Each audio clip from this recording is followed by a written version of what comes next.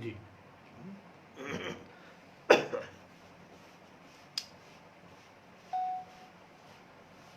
الحمد للہ وکفى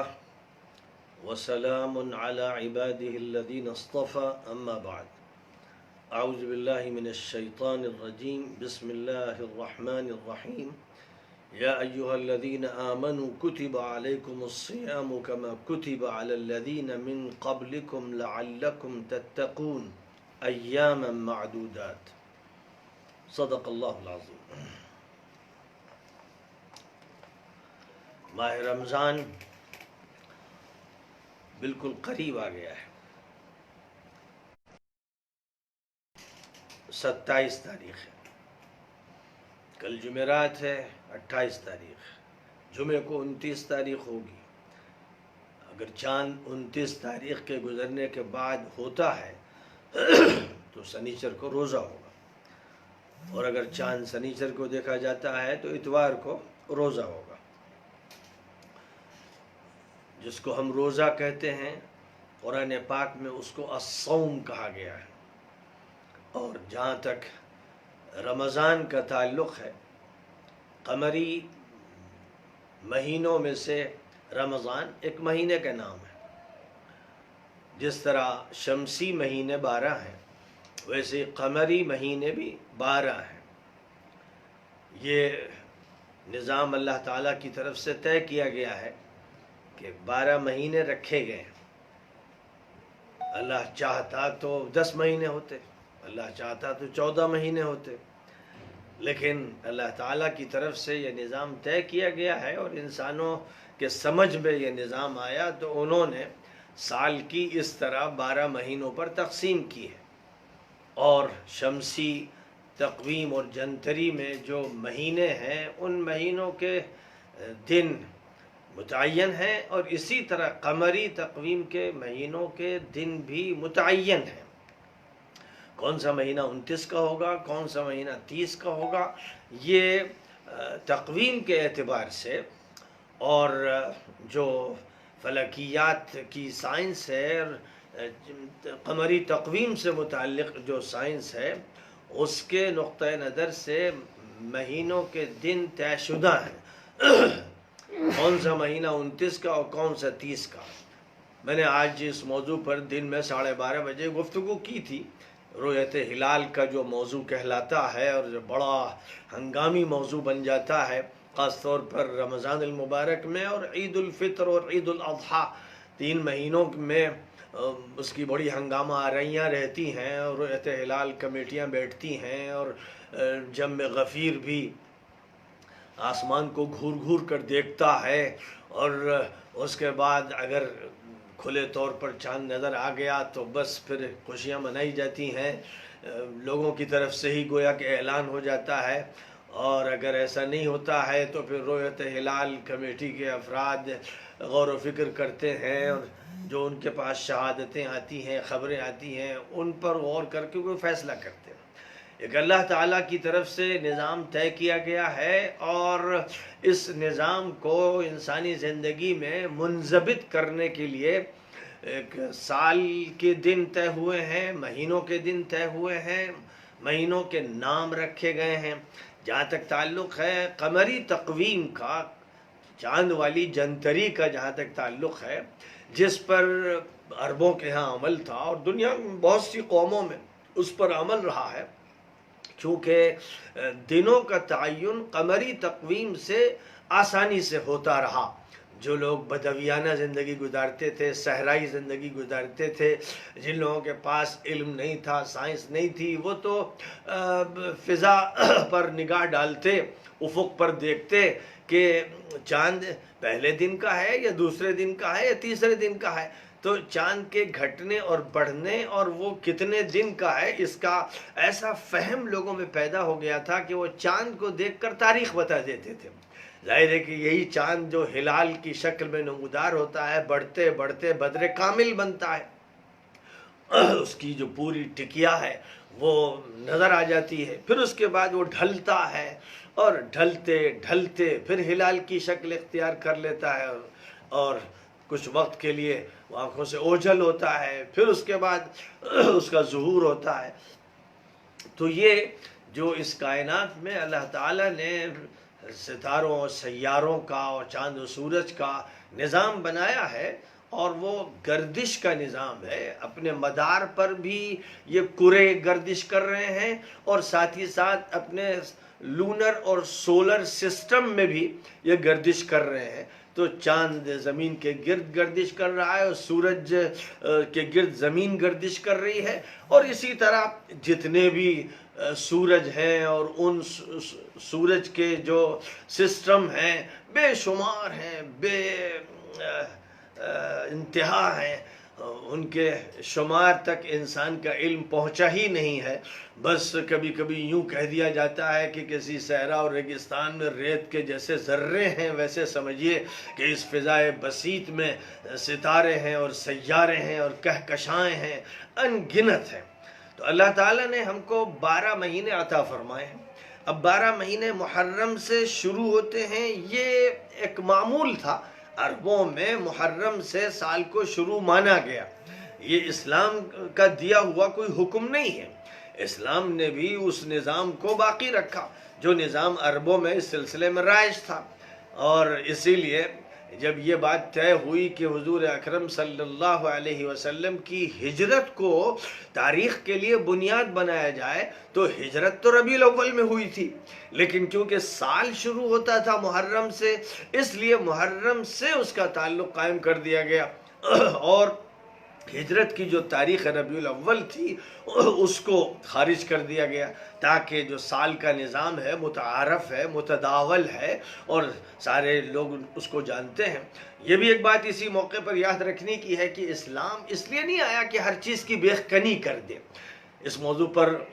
بڑے بڑے علماء نے لکھا ہے، اور حضرت شاہ ولی اللہ دہلوی نے حجت اللہ البالغہ میں تو بہت اچھا لکھا ہے بڑی وضاحت کے ساتھ، کہ اسلام اس کے لیے آیا کہ وہ زیادہ سے زیادہ امالہ کرے، ازالہ کم سے کم کرے۔ یعنی کوئی چیز اگر ایسی ہے کہ اس کو دور کرنا ضروری ہے، مٹا دینا ضروری ہے، تو اس کا تو ازالہ کیا جاتا ہے۔ لیکن اکثر چیزیں ایسی ہوتی ہیں کہ جن کو تھوڑا سا رخ دوسرا دے دیا جاتا ہے۔ مثلا کسی چیز کا رخ مشرکانہ تھا تو موحدانہ بنا دیا گیا، کسی چیز کا رخ کافرانہ تھا تو مؤمنانہ بنا دیا گیا، کسی چیز کا استعمال شر میں ہو رہا تھا تو خیر کے ساتھ اس کو وابستہ کر دیا گیا۔ جو رسمیں ہوتی ہیں، رسمیں اچھی بھی ہوتی ہیں، بری بھی ہوتی ہیں، اور قرآن پاک میں کثرت سے لفظ معروف کا استعمال کیا گیا ہے۔ معروف کا مطلب ایک رسم ہی ہوتا ہے، لیکن جو اچھی رسم ہے وہ معروف کہلاتی ہے، جو بری رسم ہے وہ منکر کہلاتی ہے۔ تو اسلام نے لوگوں کے درمیان جو رواجات ہوتے ہیں، لوگوں کے درمیان جو چیزیں معروف ہوتی ہیں، لوگ جن چیزوں کو اختیار کرتے ہیں، ان سب کو اکھاڑ کر پھینکنے کا کام اسلام نے نہیں کیا ہے، بلکہ عربوں کی جو اچھی رسمیں تھیں، جو اچھے رواجات تھے، وہ باقی رکھے گئے۔ اور بہت سے احکام میں جب یہ کہا گیا کہ عرف کو اور معروف کو اختیار کیا جائے، یا اچھی عادت ہے اس کو اختیار کیا جائے، تو اس کا مطلب یہی تھا کہ اللہ تعالیٰ یہ نہیں چاہتا ہے کہ پوری زندگی کو ادھیڑ کے پھینک دیا جائے، نظام درہم برہم کر دیا جائے۔ انسانی زندگی میں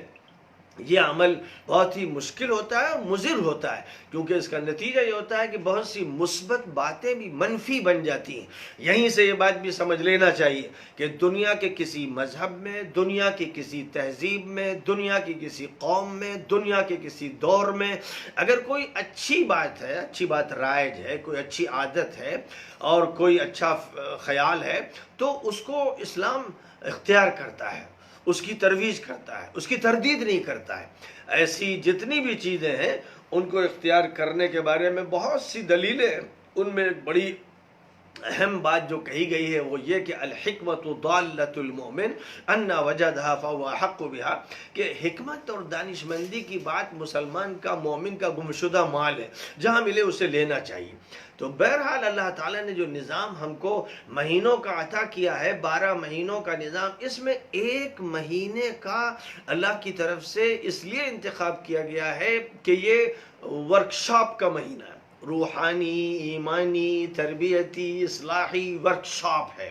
یہ ایک تربیتی مہینہ ہے، یہ ایک ٹریننگ کا مہینہ ہے۔ اس کو تدریب کا مہینہ قرار دیجیے. تدریب اور تربیت اور ٹریننگ کے ملتے جلتے معنی ہیں. تو ایک مہینے کا انتخاب کیا، جس سے ایک اور بات معلوم ہوئی کہ 11 مہینوں کی اصلاح کے لیے اور 11 مہینوں کو بہتر بنانے کے لیے ایک مہینہ کافی ہو سکتا ہے. یعنی اگر ترتیب طے کی جائے، اسی ترتیب سے فائدہ اٹھاتے ہوئے ہم اگر کوئی بھی نظام چلانا چاہیں، ایک مہینے کا، کم کا، بیش کا، تو ہمیں اس بات کو ملحوظ رکھنا چاہیے کہ جو کورس ہم متعین کر رہے ہیں اس میں 12 میں سے ایک کا لحاظ رکھا جائے کہ کم از کم 12 میں ایک کی جو مقدار بنتی ہے اس مقدار کو یہ سمجھا جائے کہ اس میں بہتر تربیت ہو سکتی ہے. اگر اس پر پورا فوکس کیا جائے، پوری توجہ مبذول کی جائے تو بہت بڑی تبدیلی آ سکتی ہے. بہرحال عربوں میں جو نام معروف تھے کہ محرم اور صفر اور ربیع الاول اور ربیع الثانی اور جمادی الاول اور جمادی الاولی اور جمادی الثانیہ اور رجب اور شعبان اور رمضان اور شوال اور ذوالقعدہ اور ذوالحجہ، یہ جو مہینوں کے نام ہیں، یہ نام بھی اپنا ایک پس منظر رکھتے ہیں. اور ہر نام کے پیچھے عربوں میں جس وقت وہ نام تجویز ہوا، جس وقت وہ نام استعمال ہوا، اس وقت کا ایک خاص پس منظر تھا. اس پس منظر میں وہ نام سامنے آ گیا. مثلا رجب کا جہاں تک تعلق ہے، اس کے معنی ہوتے ہیں تعظیم کے اور خوف کے اور ہیبت کے. لہذا چونکہ رجب کی بڑی تعظیم کی جاتی تھی عربوں میں، اس زمانے میں حملے وغیرہ بند کر دیے جاتے تھے اور یہ مانا جاتا تھا کہ رجب کا جو مہینہ ہے یہ عمروں کی ادائیگی کے لیے ہے، اس لیے اس کا خاص احترام تھا. جیسے ذوالحجہ کا احترام تھا، جیسے محرم کے معنی ہیں اس کے جس میں ممنوع قرار دے دیے جائے، ہر غلط چیز کو حملے ممنوع قرار دے دیے گئے تھے. اور اس اعتبار سے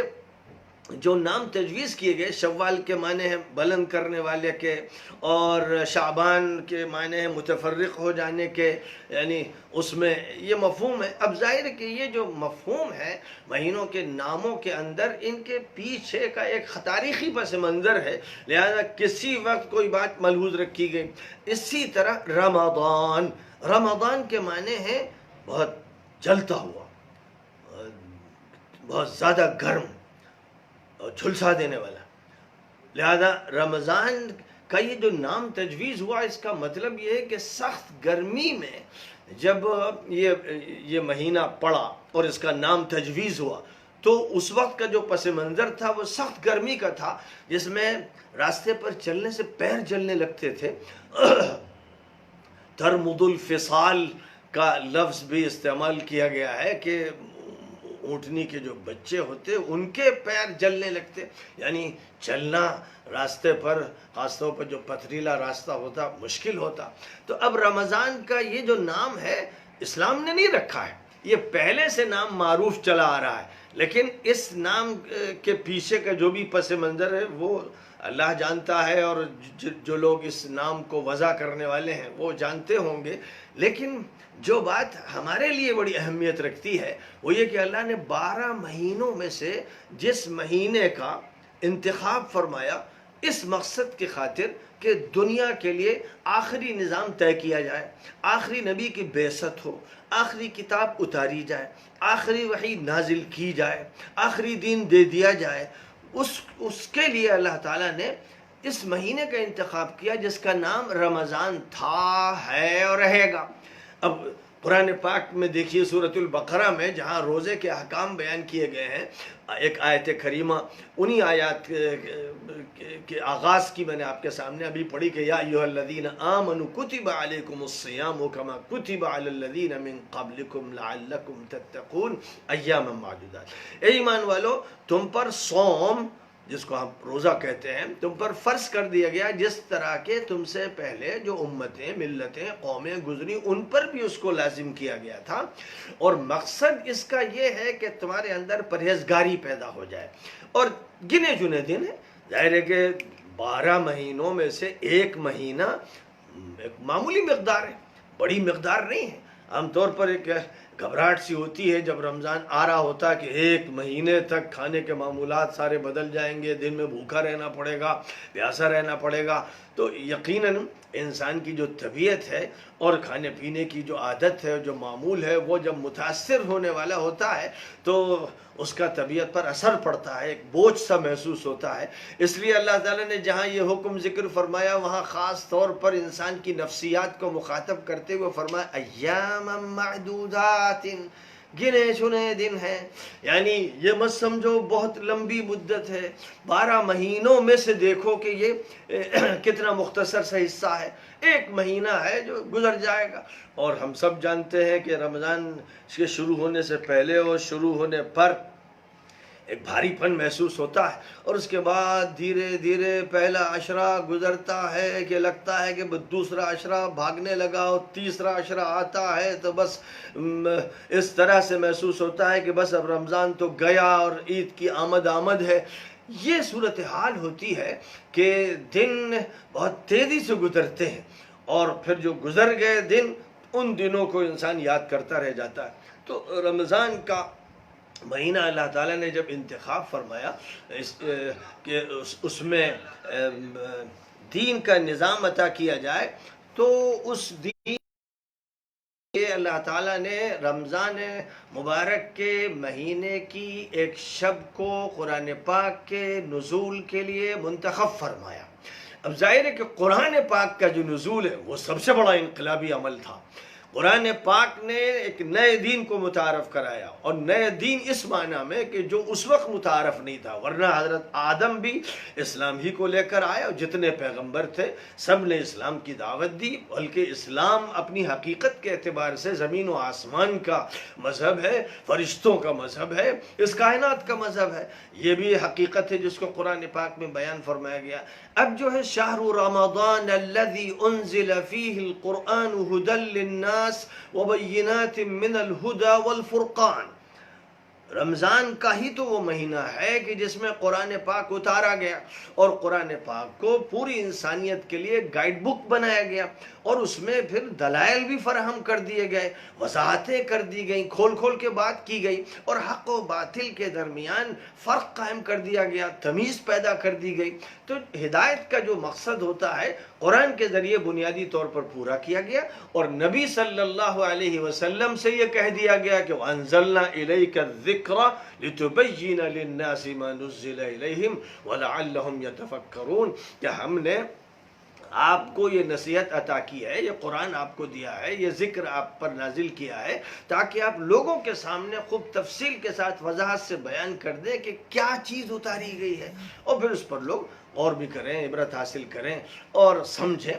یہ بات جو ہے سورۃ البقرہ میں روزوں کے احکام کے بیان کے ہی سیاق میں فرمائی گئی کہ رمضان کا صیام سے کیا تعلق ہے، اور رمضان کا پھر قیام سے کیا تعلق ہے. حضور اکرم صلی اللہ علیہ وسلم سے بات نقل کی گئی کہ اللہ تعالیٰ نے رمضان کے روزے فرض کیے، اور رات میں اس کا قیام یعنی نماز کا جو پڑھنا ہے اس کو اللہ تعالیٰ نے ایک رضاکارانہ عمل بنایا، جس کو تطوع کے لفظ سے ادا کیا گیا ہے. تو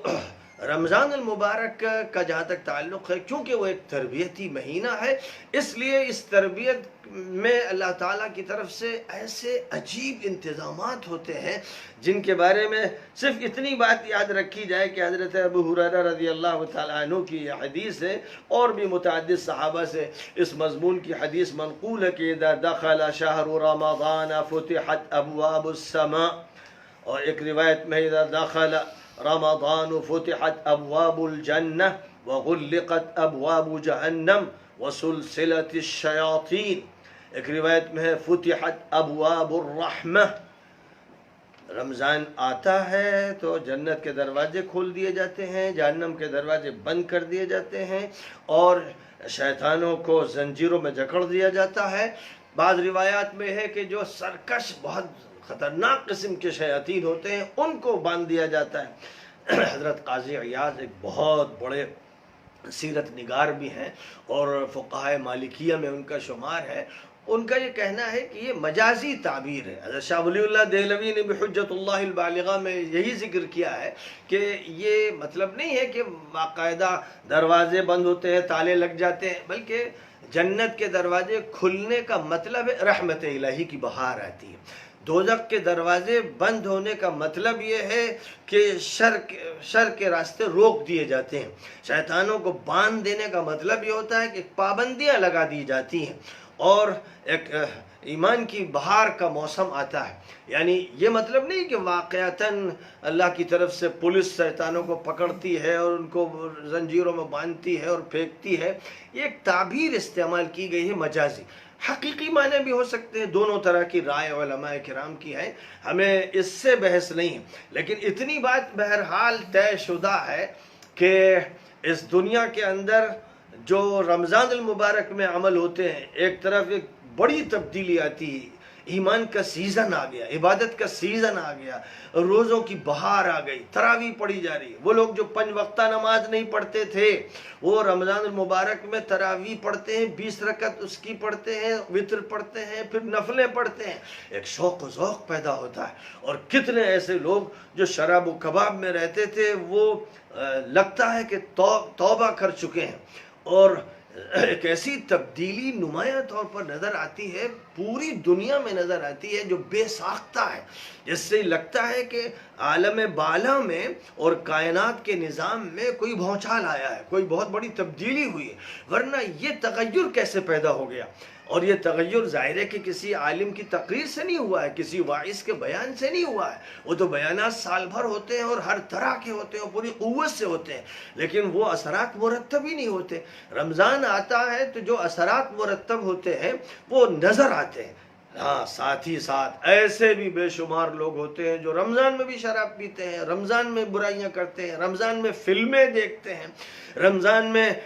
سیریل دیکھنے میں لگے رہتے ہیں۔ خاص طور پر عالم عربی کے جو بدماش اور عیاش اور مجرم لوگ ہیں، وہاں کی ظالم اور مجرم اور عیاش حکومتیں ہیں، وہ رمضان کی راتوں میں سیریلز میں لوگوں کو مشغول کر دیتی ہیں۔ اور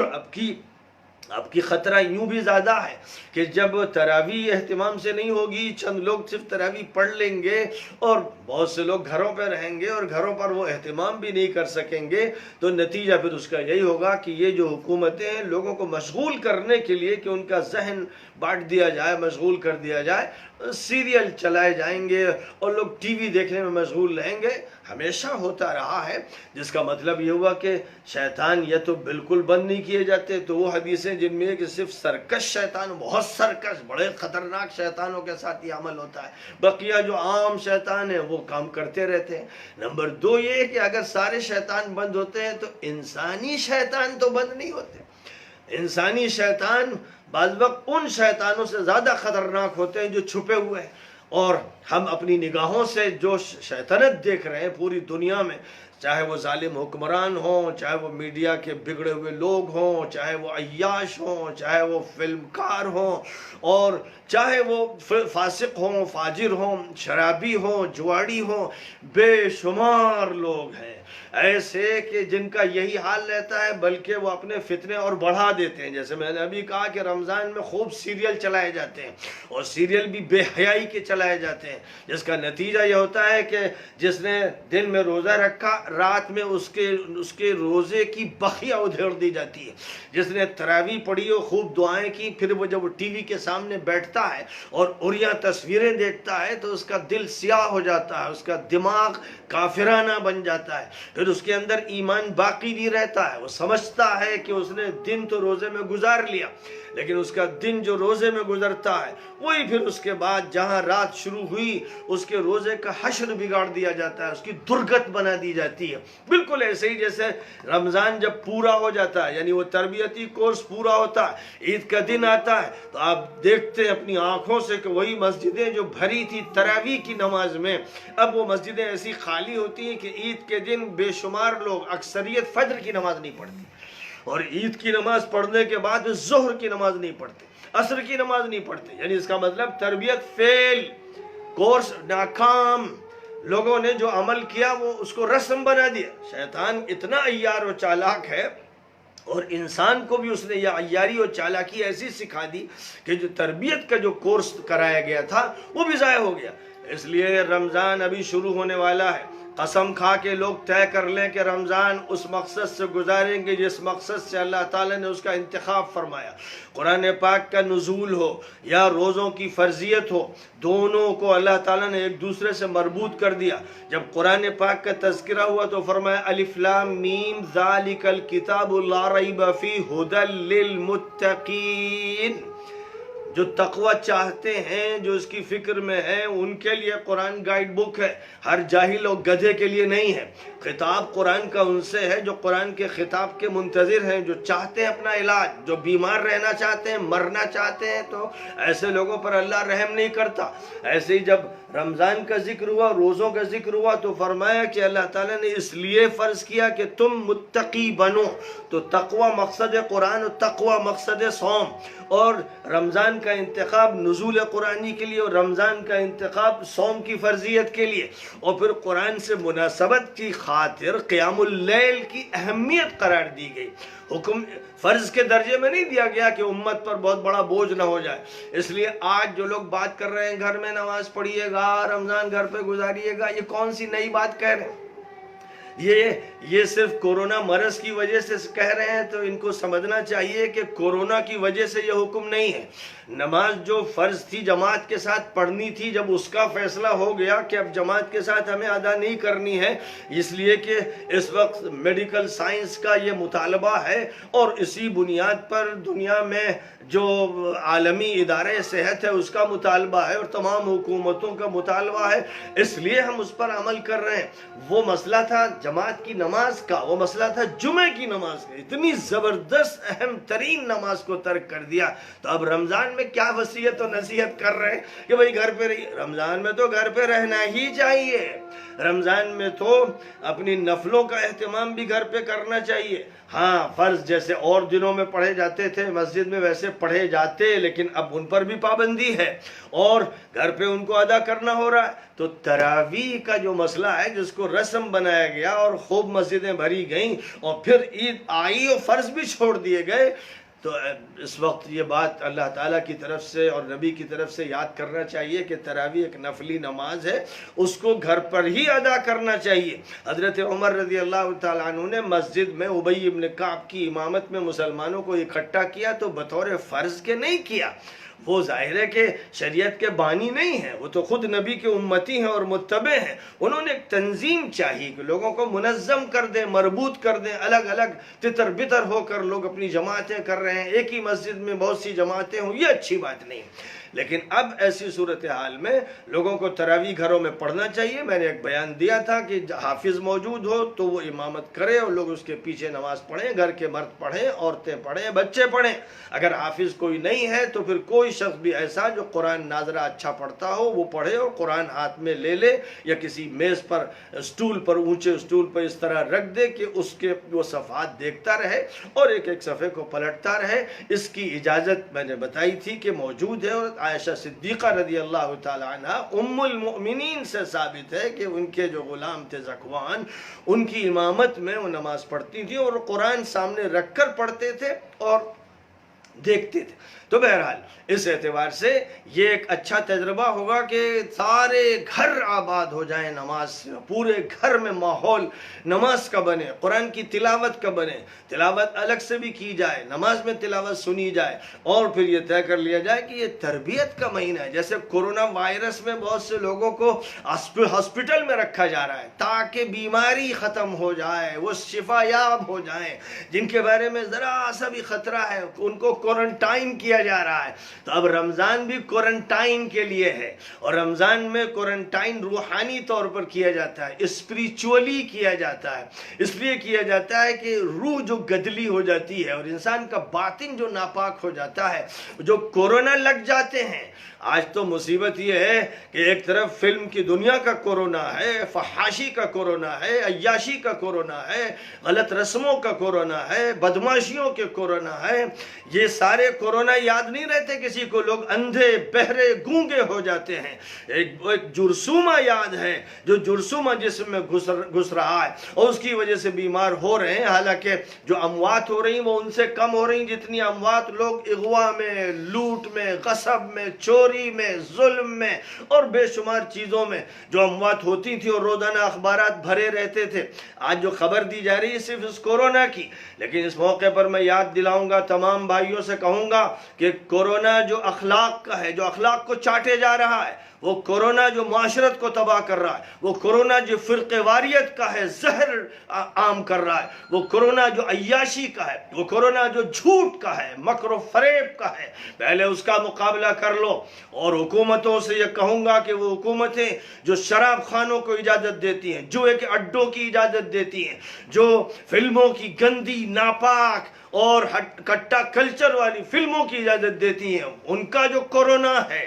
جب تک عوام اس کورونا سے مقابلہ نہیں کریں گے اس وقت تک قوم کا علاج نہیں ہوگا، کیونکہ جسم کی حیثیت وہ نہیں ہے جو آتما کی حیثیت ہے۔ جو ہمارا شریر کہلاتا ہے اس کے مقابلے میں آتما بہت بڑی چیز ہے، روح کو جو مقام حاصل ہے وہ جسم کو حاصل نہیں ہے۔ اس لیے ہندو ہوں یا مسلمان، سکھ ہوں یا عیسائی یا دنیا کے کسی مذہب والے، سب یہی کہتے ہیں جب اپنی کتاب کا حوالہ دیتے ہیں کہ آتما کی فکر کی جائے اور انسان بنے، مانوتا زندہ کی جائے، جھوٹ نہ بولا جائے، ظلم نہ کیا جائے، فرقہ واریت نہ ہو۔ یہ سارے بھوت ہیں، یہ چڑیل ہیں، یہ کورونا ہیں۔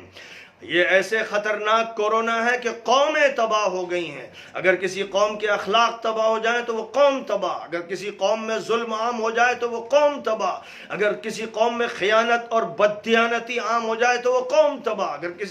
کسی قوم میں ڈرگس اور ہیروئن اور نشے آور چیزیں عام ہو جائیں تو وہ قوم تباہ۔ اس لیے اس کورونا کی مصیبت اور اس مارا ماری میں